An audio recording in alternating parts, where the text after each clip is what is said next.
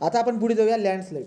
आता आपल्याला जायचं आहे लँडस्लाईड. तर लँडस्लाईड जी काय आहे लँडस्लाईडसुद्धा काय झाली बरं का, लँडस्लाईडसुद्धा एक आपली काय आहे, लँडस्लाईडसुद्धा एक आपलं नॅचरल डिझास्टर आहे. आता प्रश्न पडतील, आपण इंजिनिअरिंग शिकलेलं आहोत त्याच्यावरून आपल्याला प्रश्नाची उत्तर पण देता येतात बरोबर. जेव्हा सनावळ्या वगैरे विचारला त्या ठिकाणी प्रॉब्लेम येऊन जाईल, पण जर समजा लँडस्लाईड कशामुळे होतो असा प्रश्न जर का विचारला त्याचं उत्तर आपल्याला देता येईल. ओके, तर मग आता आपण त्याच्याबद्दल डिस्कस करूया. काय घडतं बरं का, पृथ्वीवरती जर तुम्ही बघायला गेलात तर काही जे काही भाग असतात ना, त्या काही भागा ठिकाणी आपल्याला जसं की तुम्हाला माळींचं उदाहरण विचारू शकतात ते. ओके, तो माळीन जे की ती लँडस्लाईडमुळे झालेला जो काही आपल्याला एक ठिकाण जे काही माळींचं त्या ठिकाणी लँडस्लाईड वगैरे झालेली दिसायला भेटत असते. या ठिकाणी काय बरं का, तुम्ही जर बघायला गेलात तर ॲक्च्युली याच्याबद्दल मी डिटेलमध्ये माहिती खाली घेतलेली लँडस्लाईडमध्ये. ओके, तो ती जी काही आहे आपण तिथून वाचायला सुरुवात करूया.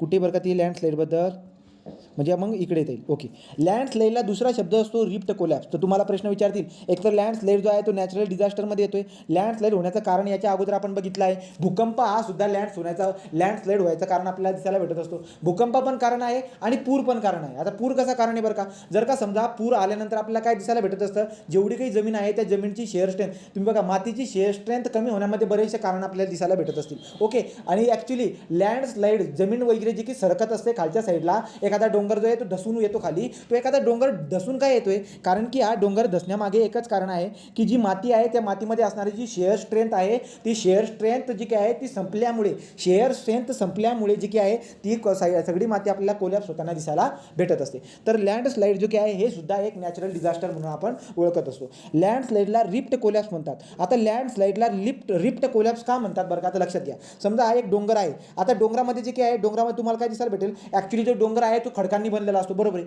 तो डोंगर काही मातीने बनलेला नाही, खडकांनी बनलेला आहे. आता जे खडक आहेत त्या खडकांना तुम्हाला तडे पण असतात, त्यांना क्रॅक्स और फिशर दिसायला भेटतात. तर काय करतं, जेव्हा पाऊस पडतोय त्या फिशर किंवा त्या क्रॅक्समध्ये पाणी घुसून जातं, त्या क्रॅक किंवा त्या फिशरमध्ये पाणी घुसून जातं. आणि पाणी घुसल्यामुळे काय होत असते बरं का, पाणी घुसल्यामुळे आतमध्ये जो काही खडक आहे तो खडक लूज होऊन जातो. तो खडक वेळेनुसार लूज होऊन जातो आणि अख्खा खडक जो काय आहे वेळेनुसार तो खडक पुन्हा कोसळताना आपल्याला दिसायला भेटत असतो.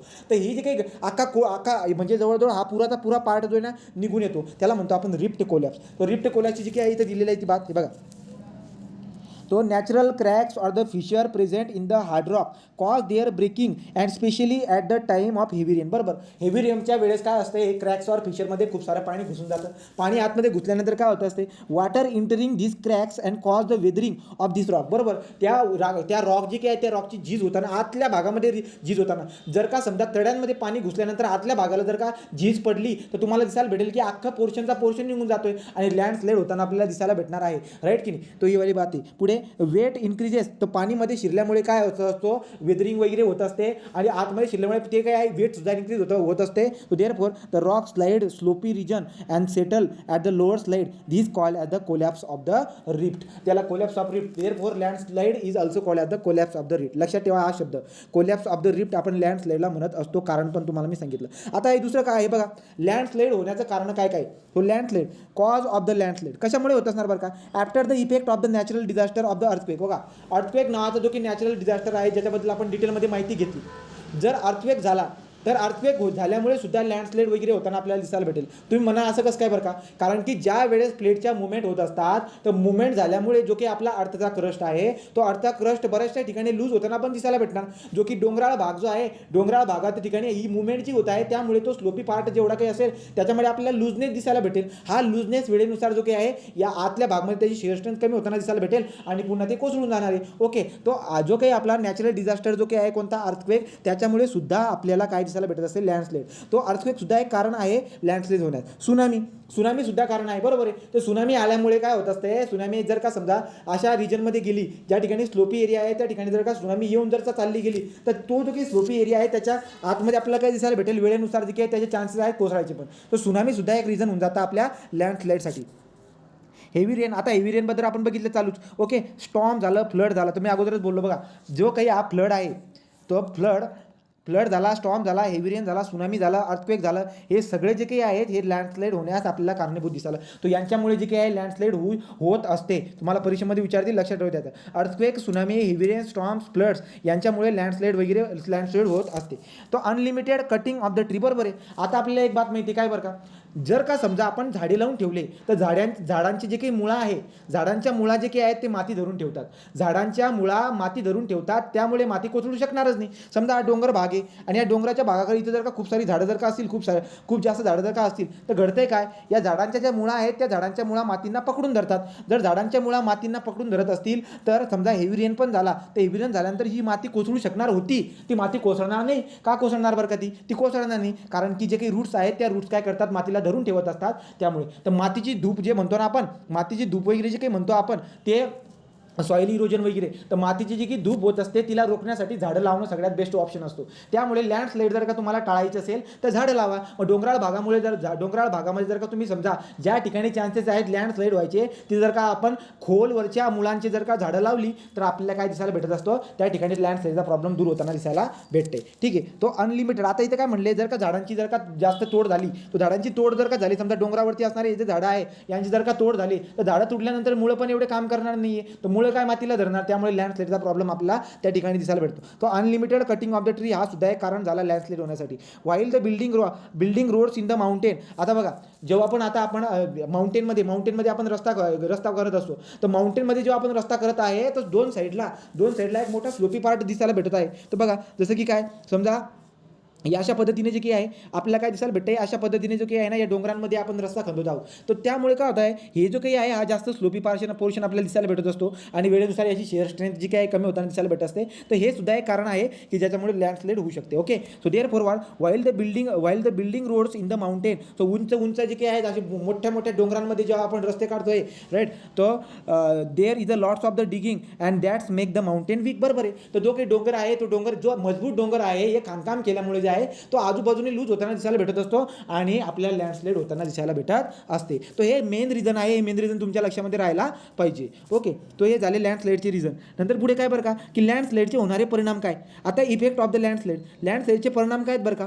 River gets flooded and change their path. बरोबर आहे. आता मला सांगा, जर का समजा लँडस्लाईड झाली, कुठे लँडस्लाईड झाली, हा अशा पद्धतीने एक डोंगर आहे, राईट, या डोंगराला लागून एक नदी जात होती. आता मला एक सांगा, जर का हा एवढा पोर्शन जर का समजा कोसळून गेला आणि कोसळला नदीमध्ये, तर मग काय होणार आहे, नदीचा जो कोर्स होता तो कोर्सल्या ठिकाणी हे अडथळा आला, लँडस्लाईड झाली सरळ नदीमध्ये. तर नदीमध्ये जर का समजा लँडस्लाईड झाली, पूर्ण माती जर का नदीमध्ये येऊन जर का कोसळली, तर नदीला एक तो अडथळ्याचं काम करत आहे, त्यामुळे वाहणारं पाणी जे काही आहे त्याला अडथळा येतोय, त्यामुळे नदी आपली काय करणार, कोर्स चेंज करून टाकते. आणि नदीने जर का आपला कोर्स चेंज केला तर त्यामुळे आपल्याला पूर येताना दिसायला भेटत असतात. ओके, तो फ्लडचा प्रॉब्लेम म्हणजे आता काय दिसायला भेटते बरं का, की उलट्या वाईस वर्षा म्हणू शकतात.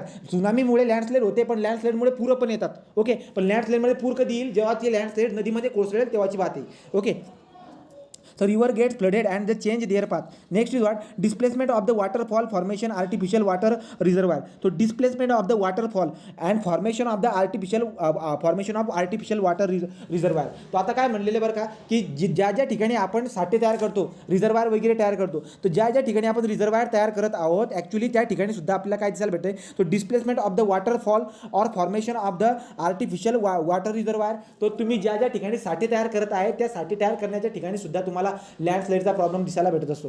सो सांगायचं तात्पर्य काय आहे, ज्या ठिकाणी तुम्हाला पाण्याचा एरिया दिसायला भेटत आहे त्या ठिकाणी लँडस्लाईडचा प्रॉब्लेम आपल्याला दिसायला भेटत असतो. आपण बात केली होती फ्लडमध्ये काय बात केली होती बरं का, की फ्लड आल्यानंतर जे काही सॉइली जेवढा काही सॉइली एरिया आहे त्या ठिकाणी जाऊ नका, चान्सेस आहेत की लँडस्लाईड वगैरे होऊ शकते. हे सगळे एकमेकांना इंटरलिंक असणारे गोष्ट आहेत. Okay, so displacement of the waterfall म्हणजे काय, वॉटरफॉलचं मिनिंग काय, झरं वगैरे असेल ना तिथे, तो formation of the artificial water reservoir. Okay, तो आता तुम्हाला ज्या ठिकाणी मोठे वॉटरफॉल वगैरे दिसायला भेटत असतात तिकडे सुद्धा चान्सेस आहेत कशाचा, तो त्या ठिकाणी सुद्धा आपल्याला लँडस्लाईड वगैरे होताना दिसायला भेटत असते. So there is a live and the financial loss.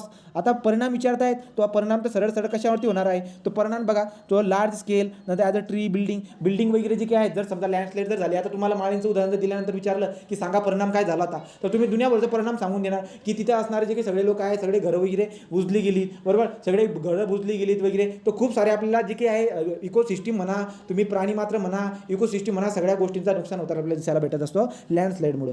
पुढे काय, लँडस्लाईड इफेक्ट द ट्रॅफिक. बरोबर आहे. जर समजा आता डोंगरामध्ये काढलेला जो काही हा रस्ता होता तर डोंगर वीक झालेला आहे, तो लँडस्लाईड झाली, तर लँडस्लाईड जर समजा रोडावरती झाली तर आपल्याला ट्रॅफिक दिसायला भेटणार आहे. बरोबर की नाही. अर्ध्या रस्त्यापर्यंत जर का समजा मोठी दगड कोसळून जर का आली असतील, एक तर रस्ता बंद करावा लागेल, एक तर अर्धा रस्ता मला चालवावा लागणार. अर्धा रस्ता जेव्हा चालवावा लागणार तर ट्रॅफिकची आपल्याला प्रॉब्लेम दिसायला भेटत असते. Landslide destroy the plant life on it. Okay. तो लँडस्लाईडमुळे जे काही आहे प्लांट वगैरे पण आपल्याला, प्लॅनची लाईफ पण आपल्याला खराब होताना दिसायला भेटत असते. तर असे परिणाम वगैरे तुम्हाला लँडस्लाईडबद्दल विचारतील तेवढी बात पण तुमच्या लक्षामध्ये ठेवून घ्यायची. ओके. आणि माळींचं उदाहरण जे काही आहे, आपण पेपर जे काही आहेत महाराष्ट्रामध्ये देत आहोत, त्यामुळे माळींचं उदाहरण तुम्ही लक्षामध्ये ठेवून घ्यायचं की ते लँडस्लाईडचं एक्झाम्पल आहे. ओके. तर कॉज ऑफ लँडस्लाईड झालं. आता पुढे आपण इकडची बात बघणार आहोत. लँडस्लाईड जे काही आहे ते लँडस्लाईडचे प्रकार बघणार आहोत, मिटिगेशन बघणार आहोत की कशा पद्धतीने मिटिगेशन करता येईल बा त्याला. ओके. तो आता व्हेरी हाय व्हल्नरेबल झोन म्हणजे काय बरं का, आपल्या भारतामध्ये असे काही झोन आहेत की त्या ठिकाणी लँडस्लाईड होण्याचे 100% चान्सेस आहेत, ज्याला आपण म्हणतो व्हेरी हाय व्हल्नरेबल झोन. मग आता व्हेरी हाय व्हल्नरेबल झोन कोणकोणते आहेत बरं का, कोणता असा एरिया आहे की ज्या ठिकाणी लँडस्लाईड व्हायचे 100% चान्सेस आहेत आणि झाले तर सगळ्यात जास्त नुकसान लावून देतील, राईट का ना. त्याला म्हणतो आपण व्हेरी हाय व्हल्नरेबल झोन. मग आता लँडस्लाईडचा जो व्हेरी हाय व्हल्नरेबल झोन आहे तो सांगितलं इथं, highly unstable relatively young mountain area, Himalaya, Andaman Nicobar, high rainfall region. लक्षात घ्या, आपण आता जो की व्हेरी हाय व्हल्नरेबल झोन असतो कोणाला म्हणतो आपण, लक्षात घ्या. तर व्हेरी हाय व्हल्नरेबल झोन तुम्ही कोणाला म्हणणार, ज्या ठिकाणी आपला जर समजा डोंगर जर का अशा पद्धतीने असेल, अशा पद्धतीने जर का डोंगर असेल तर हा व्हल्नरेबल झोन झाला फॉर द लँडस्लाईड. कारण की चान्सेस 100% आहे. लँडस्लाईड जर झाला तर सत्यानाश पण सगळ्यात जास्त लावल आणि चान्सेस पण अशा ठिकाणी जास्त आहे. ज्या ठिकाणी खूप जास्त हेवी रेनफॉल होत असतो, माउंटेन एरिया आहे आणि हेवी रेनफॉल होत असेल तर त्या झोनला मी काय म्हणणार, त्या झोनला मी व्हेरी हाय व्हल्नरेबल झोन म्हणणार. बरोबर की नाही. मग व्हेरी हाय व्हल्नरेबल झोनमध्ये काय येतील बरं का, असा एरिया येईल की जो हायली अनस्टेबल आहे, तो रिलेटिव्हली यंग माउंटेन आहे, राईट का. हिमालयाचा रिजन असेल, Andaman Nicobar, high rainfall region असेल, स्टीप स्लोप असेल इन द वेस्टर्न घाट. तर वेस्टर्न घाटमध्ये असणारे जे की स्टीप स्लोप आहे ते सुद्धा आपल्या व्हेरी हाय व्हल्नरेबल झोनमध्ये येतात. चान्सेस आहेत त्या ठिकाणी सुद्धा लँडस्लाईड व्हायचे. नंतर पुढे काय, नंतर निलगिरीज, तो निलगिरीचे जे काही रांगा आहेत, वेस्टर्न घाट, निलगिरी रांगा वगैरे. नंतर पुढे काय, north eastern region along with the area that experience the frequent ground shaking due to the earthquake. Okay.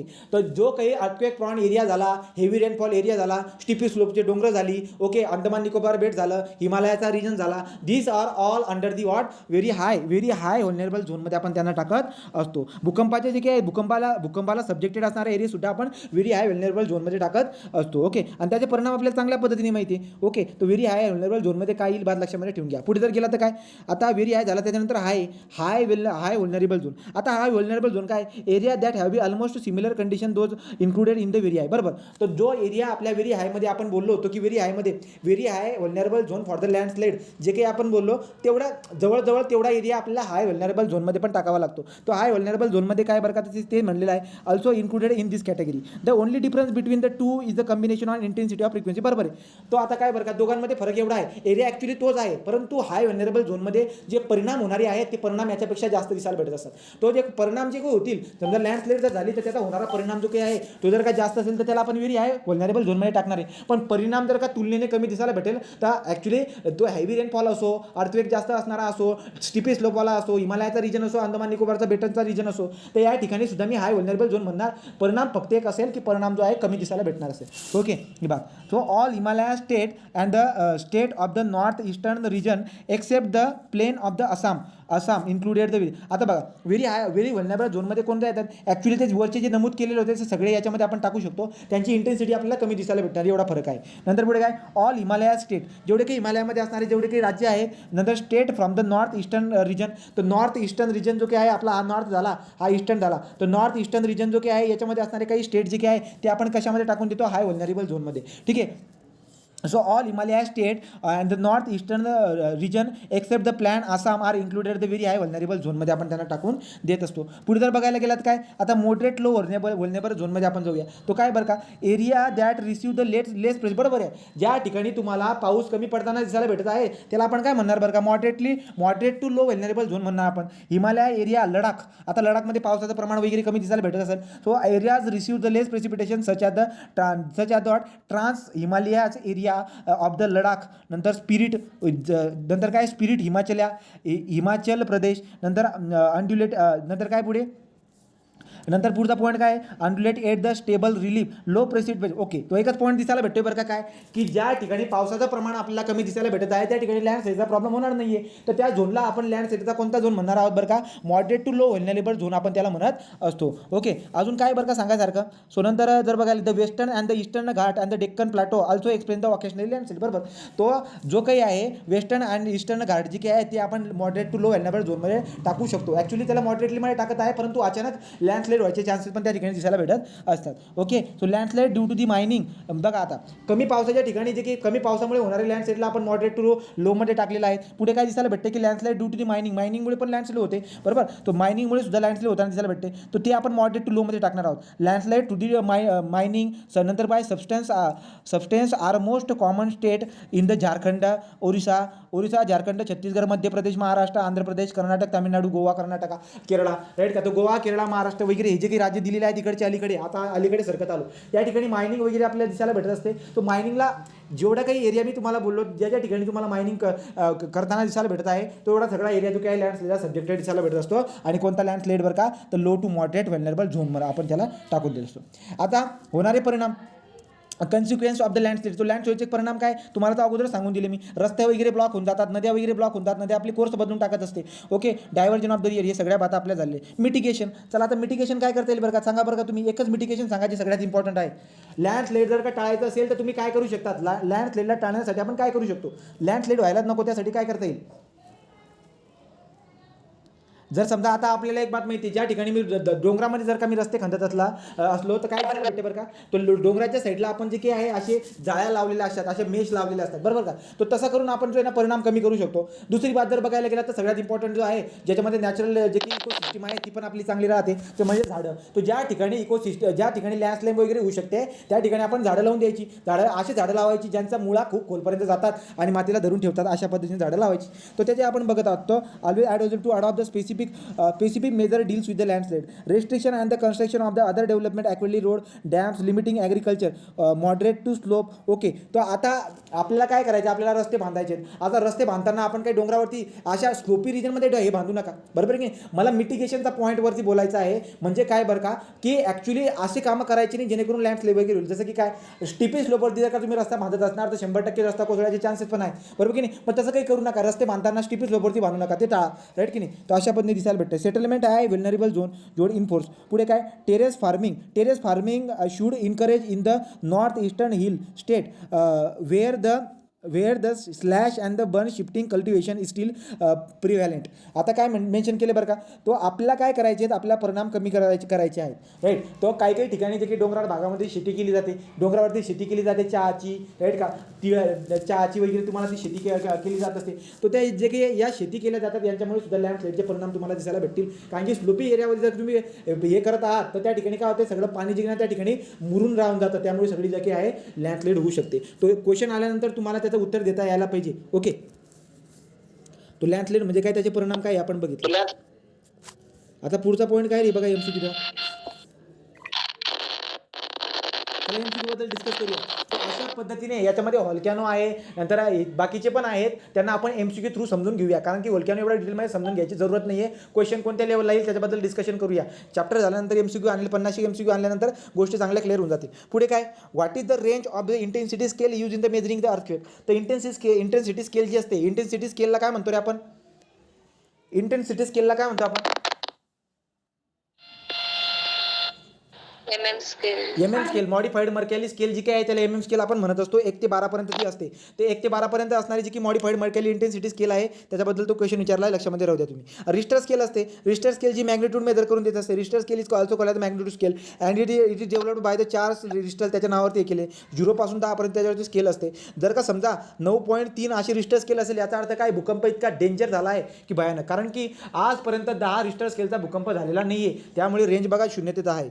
पुढे नंतर consider the following term, lightning, landslide, thundering, tsunami, flood. Earthquake can cause, चला सांगा बरं का, अर्थक्वेक कशामुळे होत असतो रे, नाही, अर्थक्वेक कॅन कॉज म्हणजे अर्थक्वेक काय करू शकतो, अर्थक्वेकचे परिणाम काय आहेत असं विचारलंय. अर्थक्वेक कॅन कॉज, अर्थक्वेकमुळे काय घडू शकते सांगा बरं का रे, अर्थक्वेकमुळे काय घडू शकतं, लँडस्लाइड होऊ शकते, सुनामी येऊ शकते, फ्लड येणार आहे, बरोबर की नाही. सुनामी बी येते, फ्लड पण येतो, लँडस्लाईड पण होते. याचा अर्थ काय होतोय बरं का, की मला सिलेक्ट करायला पाहिजे बी, डी आणि ई, बरोबर. तोच माझा योग्य पर्याय आहे, राईट की नाही. तो there four B, D, E this is our out. तो अशा पण तुम्हाला क्वेश्चन विचारतात. हा क्वेश्चन याच्यामध्ये UPSC जेवढे काही क्वेश्चन घेतोय सगळे UPSCचे क्वेश्चन आहेत, हा क्वेश्चन विचारला गेलेला आहे. ओके, तो लक्षात ठेवायचं. तुम्हाला हाय लेवलचे क्वेश्चन नाही विचारणार, ते तुमच्या लॉजिकला हे करण्यासाठीच क्वेश्चन विचारतील. ते सणावळ्या असं कुठल्या कुठे विचारत कोणी, बरोबर. आता मी सगळे डाटा जो घेतोय 12वीच्या पुस्तकातून घेतोय, काही UPSC मधून घेतोय, 12वीच्या पुस्तकातून घेतोय, राईट. आणि यूट्यूबवरून आपण हा डाटा जमा करून आपण डिस्कस करत आहोत.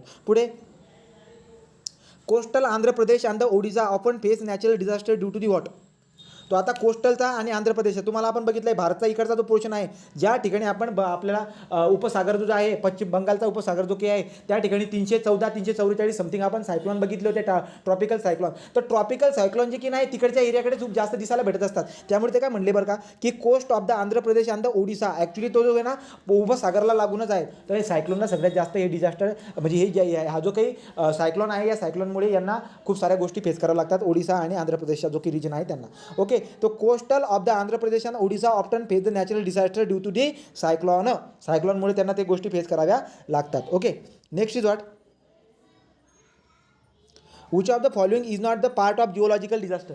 तो खालीलपैकी बघा, which of the following is no part of the geological डिझास्टरचा कोणता पार्ट नाही बरं का. व्हॉल्कॅनो जमिनीतून होतोय, अर्थक्वेक जमिनीमधून येते, सुनामी जमिनी. तुम्ही म्हणाल सुनामी कुठे जमिनीमध्ये येते, सुनामी जमिनीमधूनच येते. तर सुनामी जमिनीमधून येते, बरं. आपल्याला लक्षात घ्या, या ठिकाणी ते वेव उठत आहेत जमिनीच्या, बरोबर, पाण्यामधून शिरतायत. ओके, तो देअर फोर या वरच्या तिघे जे काही आहेत हे जिओलॉजिकल डिझास्टर आहे. पण सी सर्च जो काही आहे तो आपला काय झाला, तो जिओलॉजिकल डिझास्टर नाही आहे, लक्षात घ्या. चला पुढे, which is not the natural disaster. खाली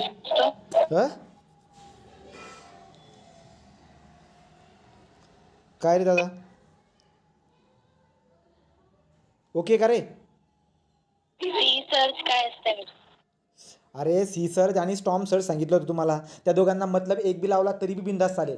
जे सुनामीमुळे लाटा उठणाऱ्या जे काही आहेत कोस्टलवरती असणाऱ्या शहरांमध्ये परिणाम करतात. कशा परिणाम करणार, लाटामध्ये घुसल्यानंतर पूर येईल, लाटांमुळे पूर येईल, किंवा जे काही ट्रॉपिकल सायक्लॉन आहे तो ट्रॉपिकल सायक्लॉन लक्षात घ्या.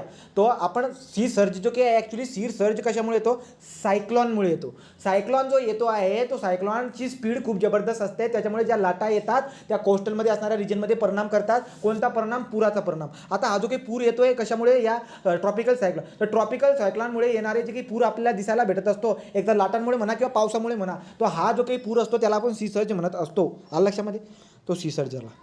त्या पुस्तकात त्याच्यामध्ये PDF दिलं आहे ना, PDF दिलं आहे त्याच्याबद्दल. So which is not the natural disaster, खालीलपैकी कोणता नॅचरल डिझास्टर. बघा असा क्वेश्चन सुद्धा बनतो, हा क्वेश्चन बनलेला आहे. ओके, तो which is not the natural, तो कोणता बरं का, शॉर्ट सर्किट. अर्थक्वेक झाला, सुनामी झाला, सायक्लोन, याच्याबद्दल डिटेलमध्ये अभ्यासलं आहे आपण. तो शॉर्ट सर्किट ऑफ फायर ते पाय झालं. सुनामी आकर ड्यू टू, चला सांगा रे, सुनामी आकर due to what, wave up welling, wind impact, tidal force, earthquake generated in the बरोबर. तो अर्थक्वेक जे काही आहे, earthquake generated in the subduction zone, means what, बॉटमला जमिनीमध्ये इपी सेंटरला, फोकसच्या वरती बरोबर इपी सेंटर, पाण्याच्या खाली बॉटमला तो इपी सेंटर असतो, तिथून त्या वेव जनरेट होत असतात. सगळी कहाणी चांगल्या पद्धतीने माहिती आहे तुम्हाला. सो अर्थक्वेक जनरेटेड सब. पुढे काय, in New Zealand what colour are you tsunami warning sign. बघा न्यूझीलंडमध्ये सुनामी येते यासाठी वॉर्निंग साईनचा वापर करतात. आपण बघितलं आहे, आपण एखाद्या समुद्राच्या किनाऱ्यावरती असणारे जेवढे काही लोक राहता असतील त्यांचं मॉनिटर करण्यासाठी जे काही अलार्म पण लावलेले आहेत, काही अलार्म लावलेले आहेत, काही साईन लावलेले आहेत, बरोबर की नाही. तर न्यूझीलंडमध्ये जे काही आहेत ना, कलरचा वापर करतात सुनामी वॉर्निंग साईनसाठी. तर सुनामी वॉर्निंग साईनसाठी कलरचा वापर करतात. कोणत्या प्रकारचा कलरचा वापर करतात बरं का, तो याचा ऑप्शन जे काही याचं उत्तर आहे ए. तो ए म्हणजे काय, डी म्हणजे काय, येलो अँड ग्रीन. लक्षात घ्या, तो येलो आणि ग्रीन जो की आहे, लक्षात घ्या, येलो आणि ग्रीन जो की आहे, येलो ग्रीनचा वापर करताना दिसायला भेटत असतो. ओके, तो आपला ऑप्शन ए बरोबर आहे. Option A B C D असं द्यायला पाहिजे होतं त्यांनी. ठीक आहे, तो ऑप्शन ए जो काही आहे, ऑप्शन ए बरोबर आहे. Yellow and the green, yellow ग्रीनचा जो काही आहे, या येलो ग्रीनचा वापर करत असतात ते सुनामी मेजर करण्यासाठी. Okay, tsunami warning sign. पुढे काय, ऑप्शन 2 बरोबर आहे ना, ऑप्शन 2 म्हणजे ए बरोबर आहे. ऑप्शन 2 बरोबर म्हणतायत का, ऑप्शन 2 व्हाईट आणि ग्रीन. हो, एकदा गुगलवरती चेक करा, कारण की मी याला चेक करायचा प्रयत्न केला, येलो आणि ग्रीन सांगत होते. तो एकदा चेक करा पुन्हा वाटल्यास तर. ठीक आहे, तर या क्वेश्चनला तुम्हाला जर का वाटत असेल तर पुन्हा एकदा चेक करून घ्या. तो येलो आणि ग्रीन तर मी ते बघितलं होतं. ओके, पुढे जाऊया.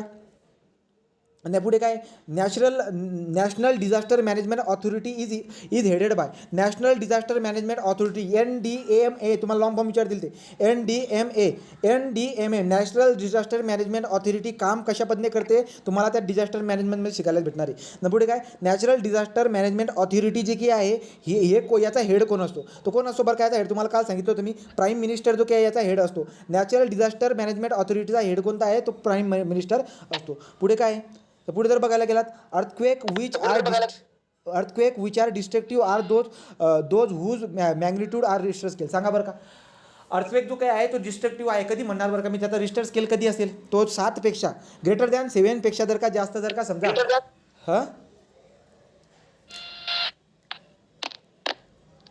काय रे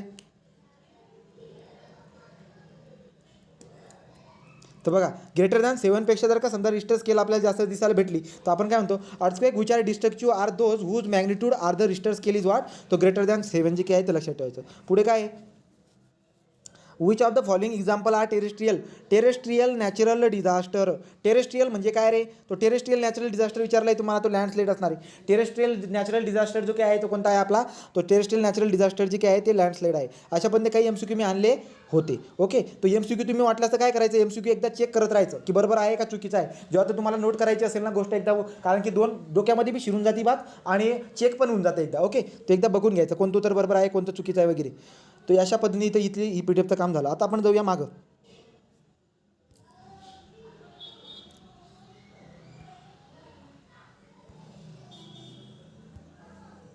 ओके आता आपण जाऊया. So this is about the natural disaster जे काय आहे मी कंप्लीट करायचा प्रयत्न केला. तो नॅचरल डिझास्टर आपण काही हदपर्यंत कंप्लीट करायचा प्रयत्न केला. MCQ आल्यानंतर डिस्कस आपण करूया. 12वीच्या पुस्तकापेक्षा जास्ती 7वीचं पुस्तक घेतलं आहे 12वीचं पुस्तक घेतलं आहे नंतर UPSCचे MCQ घेतलेत. ओके एवढ्या 3 गोष्टीचा आणि यूट्यूबची मदत घेतली. एवढ्या 4 गोष्टीवरून आपण नॅचरल डिझास्टर संपवलेलं आहे. Now next is the what man-made disaster. So man-made disaster आता ॲक्च्युली जर तुम्ही बोलायला गेलात ना की जे नॅचरल डिझास्टर घडते ना ते नॅचरल डिझास्टर काही नॅचरल डिझास्टर नैसर्गिक रूपाने घडत असतील परंतु नॅचरल डिझास्टर होण्यामागे माणसाचा सुद्धा हात आहे. नॅचरल डिझास्टर जे की घडत आहे त्याच्यामध्ये माणसाचा पण हात आहे आणि तुम्ही प्रूव्ह पण करू शकतात की माणसाचा हात कशा पद्धतीने बरोबर की नाही तो ती बात तिथपर्यंत बरोबर आहे. आता आपल्याला बघायचं काय आहे आपल्याला बघायचं आहे की मॅनमेड जो काही डिझास्टर आहे तो कशा पद्धतीने होताना दिसायला भेटत असतो. तर मॅनमेड जो काही डिझास्टर आहे तो कशा पद्धतीने होताना दिसायला भेटेल बरं का आपल्याला तर तुम्हाला दिसायला भेटेल आता काय की घडतं काय एक आपल्याला काय दिसायला भेटणार आहे एकतर आपण जे काही आहे इंडस्ट्रियल खोदलेले आहेत. ओके एकतर लोकसंख्या वाढते तर लोकसंख्याच्या वाढीमुळे आपल्याला बघायचं आहे की यार मॅनमेड डिझास्टर कशामुळे होतं. तुम्हाला जर प्रश्न विचारला की मॅनमेड डिझास्टर खालीलपैकी कशामुळे होतं कशामुळे मॅनमेड डिझास्टर तुमचा डोक्याचा वापर करून तुम्ही उत्तर देऊ शकणार आहात बरोबर. तर मग आता याचं कारण काय आहे बरं का एक तर आहे इंडस्ट्रियलायझेशन. तर इंडस्ट्रियलायझेशन हे सुद्धा एक कारण झालं की या कारणामुळे मॅनमेड डिझास्टर येऊ शकतात राईट का मॅनमेड डिझास्टर. सो इंडस्ट्रियलायझेशन जास्त इंडस्ट्री वगैरे जर झाल्या तर त्याचा परिणाम खूप जास्त आहे पोल्युशनमध्ये शिकायला भेटणार आहे. तो ॲक्च्युली तो पण एक डिझास्टर दिसायला भेटणार आहे औद्योगिकरणामुळे. पुढचं काय असतं बरं का पॉप्युलेशन. तो पॉप्युलेशनसुद्धा एक नॅचरल ॲक्च्युली पॉप्युलेशनसुद्धा वाढती लोकसंख्या जी आहे त्या वाढती लोकसंख्येमुळे सुद्धा काय होऊ शकतं वाढत्या लोकसंख्येमुळे सुद्धा डिझास्टर येऊ शकतात. ओके तो एकतर झालं की जास्त प्रमाणामध्ये आपण काय करून टाकले इंडस्ट्रियलायझेशन केले. दुसरं काय बरं का पॉप्युलेशनची इन्क्रीमेंट आपल्याला दिसायला भेटते. जर खूप जास्त पॉप्युलेशनची जर का वाढ झाली तर तिथं सुद्धा डिझास्टर येत असतात. ओके नंतर पुढे काय काही घातक पदार्थ असतील त्या घातक पदार्थांचा जर का आपण वापर केला राईट का जर समजा ऑपरेशनमध्ये कोणत्या ऑपरेशनची बात करत आहे मी तुम्ही इंडस्ट्रीची बात करा किंवा एका वापरामध्ये म्हणा एखाद्या ठिकाणी जर का वापरामध्ये घातक पदार्थ जर का वापर होत असतील जसं की बल्बची बात करूया बल्बच्या कंपन्यामध्ये मर्कुरीचा वापर होतोय समजा किंवा न्यूक्लिअर प्लांटमध्ये रेडिओएक्टिव्ह एलिमेंटचा वापर होत आहे. आता या घातक पदार्थांचा वापर झाल्यामुळे सुद्धा काय होत असते आपल्याला मॅनमेड डिझास्टर दिसायला भेटत असते ज्याला मानवनिर्मित आपत्ती आपण म्हणत असतो. ओके नंतर अजून कोणते कारण आहेत बरं का तर तुम्हाला दिसायला भेटेल की मॅनमेड डिझास्टर येण्यामागे अशिक्षितपणा पण आहे. अशिक्षितपणा दिसायला भेटतोय अज्ञानपणा दुर्लक्ष केल्यामुळे. जर का समजा माणसाने एखादा होणारा परिणाम जसं की कोणता बरं का तो 1984 मध्ये झालेलं जे की MICचं मध्य प्रदेशमध्ये जे की MICचं गॅसचं जे की होतं राईट का तर त्याच्याबद्दल काय दिसायला भेटत असतंय त्या ठिकाणी दुर्लक्ष केलं गेलं होतं. तर दुर्लक्ष केलं त्या कंपनीमध्ये जे की आहे एव्हरीडेची कंपनी एव्हरीडेचं शेल तुम्हाला माहीत असेल त्या एव्हरीडेची कंपनी जी की आहे ना आता तिला एव्हरीडे म्हणतो आपण तिच्या अगोदर वेगळं नाव होतं 1984 राईट का ते बघणार आपण डिटेलमध्ये. तर त्या ठिकाणी काय झालं होतं की त्या ठिकाणी एकदम मस्त स्टोरी आहे, ती बघू आपण उद्या बघू वाटलं असं. ठीक आहे. तो काय घडत होतं त्या ठिकाणी जी काही आहे ती कहाणी काय झाली होती, एक एक जो काही आहे एक पत्रकार तिथे येऊन त्याने ऑब्झर्वेशन केलं आणि त्याला कळालं की उद्या उठून या ठिकाणी सगळ्यात मोठा परिणाम होताना दिसायला भेटणार आहे. राईट का? कारण की यांनी रचनाच व्यवस्थित केली नाही आणि किती दुर्लक्ष करता येते. त्यांनी समजून सांगितलं, त्या पत्रकाराने समजून सांगितलं की या ठिकाणी सगळ्यात मोठा परिणाम होणार आहे, याचा काळजी घ्यायला पाहिजे. हे माईक बंद कर रे. राईट का? तो काळजी घ्यायला पाहिजे. मग आता झालं काय होतं बरं का, तो झालं काय होतं की जे काही आहे जो काही मोठा जो एवढीचा जो काही मालक आहे त्याने काही लक्ष दिलं नाही आणि जे काही आहे लिकेजमुळे जो काही आहे तो आपल्या ते गॅसच्यामुळे आजूबाजूचा सगळा एरिया जो काही आहे त्याला डिटेलमध्ये आपण जे करणार आहोत. कारण काय सांगायचं होतं, कारण होतं एक तर अज्ञानीपणा किंवा दुर्लक्ष. अज्ञानीपणा झाला, अशिक्षितपणा झाला, दुर्लक्ष करणं, राईट की नाही. नंतर एखाद्या जो काही असा पदार्थ आहे जो घातक पदार्थ आहे, त्या घातक पदार्थाच्या वापरामुळे म्हणा तो नंतर जो काही आहे लोक जर का कन्झम्पशन, लक्षात घ्या मला एक बात सांगा बरं का, एखाद्या गोष्टीचं कन्झम्पशन जर का जास्त होत असेल तर काय परिणाम काय दिसायला भेटत असतात. जर कन्झम्पशन जर का जास्त होत असेल तर परिणाम काय दिसायला भेटतात, वेस्टेज. तो वेस्टेज दिसायला भेटेल. ओके. तर कन्झम्पशन जर का जास्त असेल तर वेस्टेज वगैरे आपल्याला दिसायला भेटत असते. ही बात आपण बघितली. नंतर पुढे जर बघायला गेलं तर काय बरं का, तू वेस्टेजची बात केली. पुढे तुम्हाला सांगितलं होतं मी जे की औद्योगिकरण जे काही आहे, औद्योगिकरणचा जास्त परिणाम, लोकसंख्याची वाढ झाली, नंतर वाढता उपभोग सांगा तुम्ही, कन्झम्पशन वगैरे, नंतर जे काही आहे आपले पॉयझनस जे की सबस्टन्स आहे त्यांचा वापर केल्यामुळे, या सगळ्या गोष्टींबद्दल आपण डिस्कस केलं. हे मानव निर्मित आपत्ती घडवण्यास कारणीभूत असतात हे सगळे कारणं. मग परीक्षेमध्ये जर का उद्या उठून जर का तुम्हाला विचारलं तर तुम्हाला याच्याबद्दल उत्तर सांगता यायला पाहिजे. अजून तुम्हाला काय दिसायला भेटेल बरं का, अजून कोणती कारणं आहेत की मानव निर्मित आपत्ती होऊ शकते बरं का त्याच्यामुळे. तर एक आहे जर समजा आपण न कळत काही वेळेस जी काय आहे न कळतची बात करते, न कळत काही कृती केली जाते, राईट का. एखाद्या गोष्टीची, जंगलाची देखभाल चुकीच्या पद्धतीने केली जाते, वाईट देखभाल म्हणू आपण त्याला, राईट का. किंवा कमी गुणवत्तेचं काम. आता नॅचरल आपलं मॅनमेड डिझास्टरमध्ये समजा मी एक गोष्ट टाकतो, आता मॅनमेड डिझास्टर म्हणतोय ज्याच्यामध्ये लोकसंख्यांना खूप जास्त आपत्ती वगैरे होईल त्याला आपण डिझास्टर म्हणत असतो. आता झालं काय बरं का, जर न कळत केलेली कृती जी काही आहे, वाईट देखभाल झाली, न कळत केलेली कृती झाली, नंतर कमी गुणवत्तेचं जर का समजा मी एखाद्या ठिकाणी जर का कमी जसं की न्यूक्लिअर पॉवर प्लांट आहे आणि न्यूक्लिअर पॉवर प्लांट बांधत असताना जर का आपण मटेरियल कमी गुणवत्तेचे जर का वापर केले तर होणारे परिणाम पण त्याचे जबरदस्त असणार आहे आणि डिझास्टर जो काही आहे आपल्या मॅनमेड डिझास्टर त्या ठिकाणी दिसायला भेटणार आहेत. ओके. नंतर मग या अशा पद्धतीची बात लक्षात ठेवायची.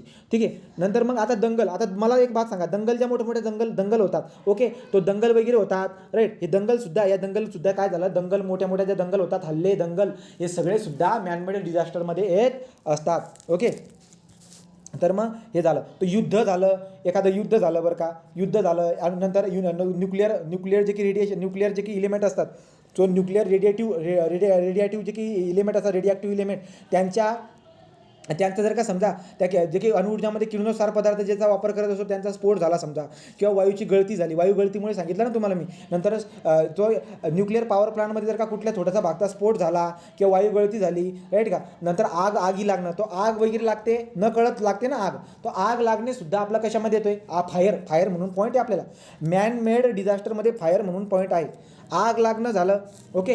आग लागणं झालं, न्यूक्लिअर पॉवर प्लांटचा स्फोट होणं. ओके. ते झालं. नंतर वायू गळती होणं. ओके. नंतर अजून जैविक आपत्ती, लक्षात घ्या, जैविक आपत्ती ज्याला बायोलॉजिकल डिझास्टर म्हणतो आपण, तो बायोलॉजिकल डिझास्टर जी काय आहे हे सुद्धा मॅनमेड डिझास्टर आहे. तुम्ही म्हणणार असं कसं काय, कारण की वाढत्या लोकसंख्येमुळे रोगराई पण पसरते. वाढत्या लोकसंख्येमध्ये वेगवेगळ्या प्रकारच्या विषाणू, वेगवेगळ्या प्रकारचे व्हायरस आणि बॅक्टेरियाचे निर्माण होत असतो आणि या व्हायरस आणि बॅक्टेरियांमुळे जे काय आहे प्रसार पण जबरदस्त रेटमध्ये होत असतो. हवे थ्रू म्हणा, पाण्या थ्रू म्हणा, वेगवेगळे माध्यम असतील त्यांच्या थ्रू म्हणा. ओके. तर लोकसंख्येमुळे बायोलॉजिकल डिझास्टर दिसायला भेटते. ओके. नंतर न्यूक्लिअर पॉवर प्लांटमुळे जे काही रेडिएक्टिव्ह एलिमेंट जे काही यांचा स्फोट वगैरे होताना दिसायला भेटत असतो. फायर जे काही आहे फायर वगैरे लागून जात असते. तो this is all about the manmade disaster. याला आपण मॅनमेड डिझास्टर बोलू शकतो. इथपर्यंतची बात तुमच्या लक्षात आली का रे?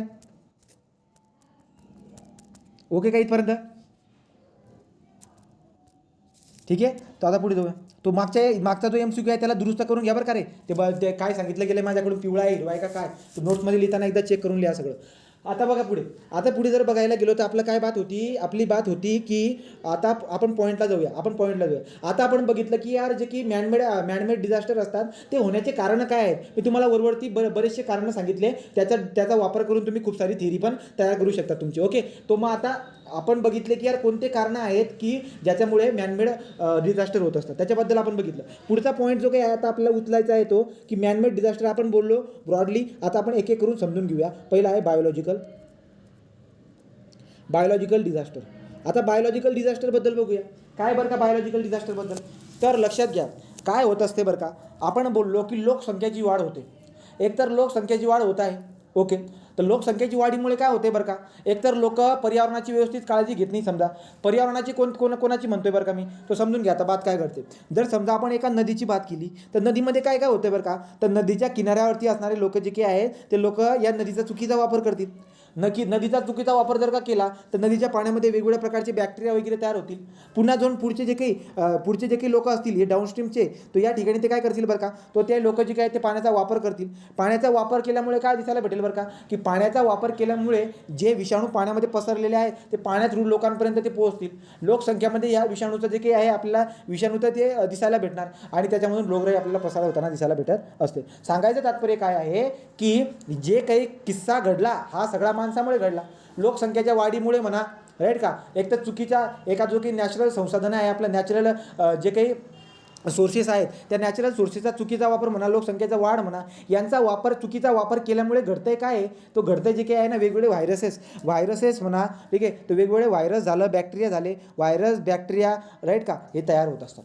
तो व्हायरस किंवा बॅक्टेरिया किंवा टॉक्सिक म्हणा, तो काही विष पण तयार होत आहे, राईट की नाही. तो व्हायरस तयार होत आहेत, काही बॅक्टेरिया तयार होत आहेत, काही विष तयार होत आहेत. ओके. तर एवढी गोष्टी तयार झाली, याची कारणं तुम्हाला चांगल्या पद्धतीने माहिती आहे. तो नॅचरल रिसोर्सचा वापर व्यवस्थित झाला नाही आहे, राईट का, नद्यांचा वापर व्यवस्थित झाला नाही आहे. लोकांनी काही पण त्या नद्यांमध्ये चुकीची घाणं वगैरे टाकल्यामुळे नदीची जी काही आहे ती आपल्याला काय दिसायला भेटत असते, तो नदीचं पाणी आपल्याला खराब होताना दिसायला भेटते आणि ते दूषित पाणी वापरलं जाते. तो विषाणू बॅक्टेरिया जे काही आहे त्याचा प्रसार होताना दिसायला भेटतो, रोगराई पसरते. रोगराई पसरल्यामुळे प्रसार होतोय, राईट का, आणि हा प्रसार जास्त लोकांपर्यंत पसरतोय, त्यामुळे आपल्याला ही आपत्ती दिसायला भेटत असते. ओके. ते झालं बायोलॉजिकल डिझास्टर. ओके. तर मग आता बघा बरं का, आता आपण जे काही आहे आपण एक एक करून व्यवस्थित समजून घेणार आहोत. तर बघू बरं का आता काय काय एक एक करून आपण व्यवस्थित समजून घेणार आहोत. काय बरं का बघा, तर तुम्हाला दिसायला भेटेल की काय आता वेगवेगळ्या प्रकारचे रोग आहेत. सगळ्यात अगोदर म्हणजे बायोलॉजिकल जे डिझास्टर आहे, बायोलॉजिकल जे डिझास्टर आहे त्या बायोलॉजिकल डिझास्टर होण्यामागे कारण काय, व्हायरसेस झालं, बॅक्टेरिया व्हायरसेसमुळे बायोलॉजिकल डिझास्टर होत असतं. बरोबर. आता बायोलॉजिकल डिझास्टरमध्ये तुम्हाला मी 2-4 रोगांची नावं घेतो. जसं की पहिला जो की आहे आपला H1N1. तो H1N1 जो हा इन्फ्लुझा आहे, H1N1 या H1N1ला आपण स्वाईन फ्लू पण म्हणत असतो. ओके. H1N1ला ॲक्च्युली जर बघायला गेला त्याचा डाटा होता माझ्याकडे बराचसा. हा H1N1 जो की आहे हा H1N1 स्वाईन फ्लू आहे. इन्फ्लुझा जो की असतात ते इन्फ्लुझाचे वेगवेगळे प्रकार आहेत. इन्फ्लुझाचे जो काही आपलं पहिलं महायुद्ध झालं होतं त्या पहिल्या महायुद्ध संपल्याच्या टायमिंगमध्ये असा एक इन्फ्लुझा आला होता आणि त्या इन्फ्लुझामुळे जो फ्लू आला होता त्या फ्लूमुळे सुद्धा खूप जबरदस्त जे काही आहे लोकसंख्येची आपल्याला काय दिसायला भेटली होती, तर खूप जास्त तुम्ही टाकून बघा 1918 किंवा 1919चा पिरियड टाका, त्या ठिकाणी एक फ्लू आला होता, त्यामुळे खूप सारे लोक मारली गेली होती. तर आता आपण बायोलॉजिकल डिझास्टरमध्ये पहिला आपण एक जनरल डिस्कस करत आहोत की समजा आपण जे आता स्वाईन फ्लूची बात करूया. जो हा स्वाईन फ्लू आहे ज्याला आपण H1N1 म्हणत आहोत, तर हा स्वाईन फ्लू H1N1 जो की आहे 2009 ॲक्च्युली कधी आला आहे बरं का, 2009ला मेक्सिको शहरामधून, जसं की आता आपल्या जो काही वुहान शहरामधून, चायनाच्या वुहान शहरामधून ज्याप्रमाणे कोविड-19 निघाला होता ना त्याच्यासारखा मेक्सिकोमधून डुकरांकडून होणारा, तुम्हाला प्रश्न विचारतील ते की डुकरांकडून होणारा जो काही रोग होता तो स्वाईन फ्लू. ओके. तो स्वाईन फ्लू जो की आहे हा एक इन्फ्लुझा आहे. इन्फ्लुझा काय बघू आपण डिटेलमध्ये पुढे जाऊन. ठीक आहे. तो H1N1 ज्याला आपण काय म्हणत असतो, स्वाईन फ्लू म्हणत असतो. ठीक आहे. तो हा स्वाईन फ्लू मेक्सिकोमध्ये 2009ला ॲक्च्युली तिथून तो तयार झाला, राईट का, हा वाला स्वाईन फ्लू. डुकरांकडून हा रोग आला होता. ठीक आहे. हा स्वाईन फ्लूचे काय लक्षणं दिसायला भेटत असतात, फुफ्फुसांची रोग, तर तुम्हाला रिस्पायरेटरी जसे की कोविड-19चे जेवढे काही लक्षणं आहे सगळेचे सगळं भरून टाका तिकडे. ओके. तो हा जो H1N1 आहे स्वाईन फ्लू, याचे परिणाम आपल्याला दिसायला भेटत असतात अशा पद्धतीने. ओके. आता हा UPSCमध्ये क्वेश्चन विचारला होता, UPSC 2019ला. ठीक आहे. तो H1N1 virus sometimes mention in the news with reference which of the following disease. तो स्वाईन फ्लू आपण H1N1 म्हणत असतो. मेक्सिको 2009ला तयार झालेला हा वाला रोग आहे. ओके. तो स्वाईन फ्लू. ओके. तर अशा पद्धतीने तुम्हाला प्रश्न विचारू शकतात. ही जनरल बात केली मी. तर आता हे झालं काय बरं का, तर डुकरांमधून हा रोग तयार होत आहे, परंतु डुकरांमध्ये रोग तयार होण्यामध्ये पण कारणीभूत माणूस असू शकतो. बरोबर की नाही. त्यामुळे याला आपण मॅनमेड डिझास्टरमध्ये टाकून देत असतो. तर मग मॅनमेड डिझास्टरमध्ये पहिला काय सांगितलं, बायोलॉजिकल डिझास्टरची बात करत आहोत आपण. अजून जनरल रोगांबद्दल बघू शकतात. सगळ्यात इम्पॉर्टंट रोग कोणता, प्लेग. आता प्लेगची स्टोरी सगळ्यांना चांगल्या पद्धतीने माहीत असेल नसेल, पण तरी सगळ्यांनी ऐकून घ्या. प्लेग जो काही आहे, प्लेग तुम्हाला 537 राईट का, तो 537 पासून प्लेग जो की आहे युरोप कंट्रीबद्दल चांगल्यापणे ब्लॅक डेथ म्हणून तुम्ही टाका यूट्यूबवरती, तुम्हाला एकदम भारी माहिती भेटेल, न्यूज भेटेल चांगल्या. तो युरोप ब्लॅक डेथ असं टाका वाटलं असतं तुम्ही, तुम्हाला चांगल्या पद्धतीने माहिती भेटेल.